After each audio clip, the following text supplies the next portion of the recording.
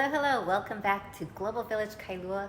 I wanted to share a little piece of my personal growth with you. We are all on a journey of self-improvement, and sometimes it's hard to change or grow. But anyway, recently I got this really cool gift from my daughter and niece. It was a family book club. Now, I'll be honest, I've never been much of a reader. I'm more of a TV couch potato, but deep down, I've always wanted to read more. I just never made the time. Well, it seems like my daughter and niece were reading my mind because this book club gift was just the push I needed to start my reading journey.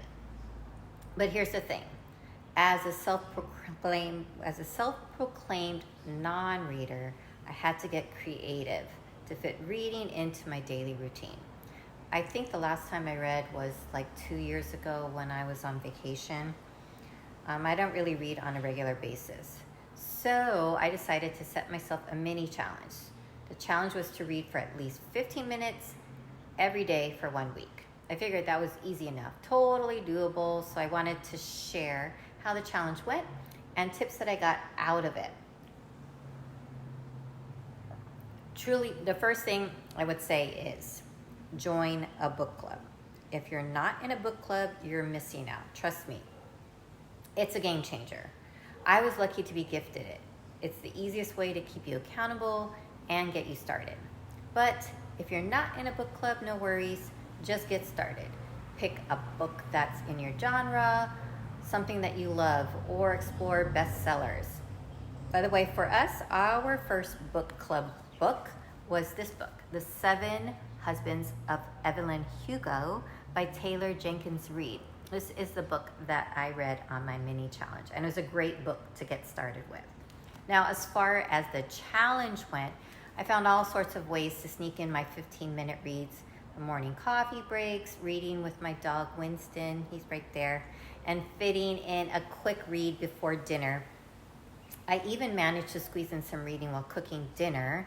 It was a bit tricky to read and stir whilst I was heating up leftovers, but really it wasn't a big deal because it was just leftovers. But that day it was just so hectic, I was like, I gotta fit in my 15 minutes of reading. But anyways, when I had a little bit more time, I decided to switch it up and read outside, which was super relaxing to do. It's nice to be out in the fresh air. On Sunday, after a busy weekend, I cozied up with a blanket on the couch and read.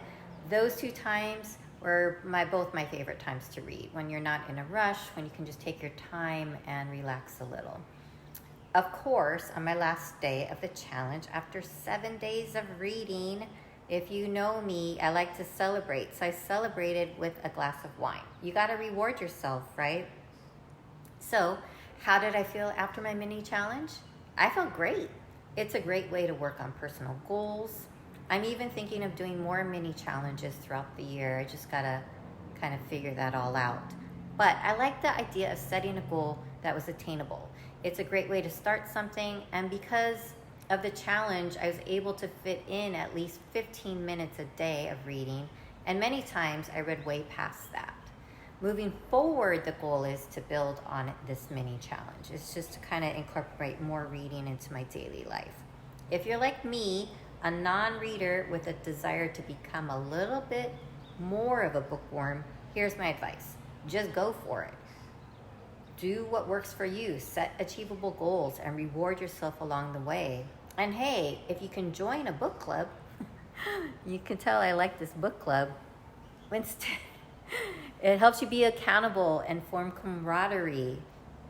It's a great way for our family to connect with each other. Really, any personal growth and learning is a win-win in our book. And I'm so grateful to my niece and daughter for gifting this to me. Thank you for tuning in. Like, comment, subscribe, and follow below for more content like this.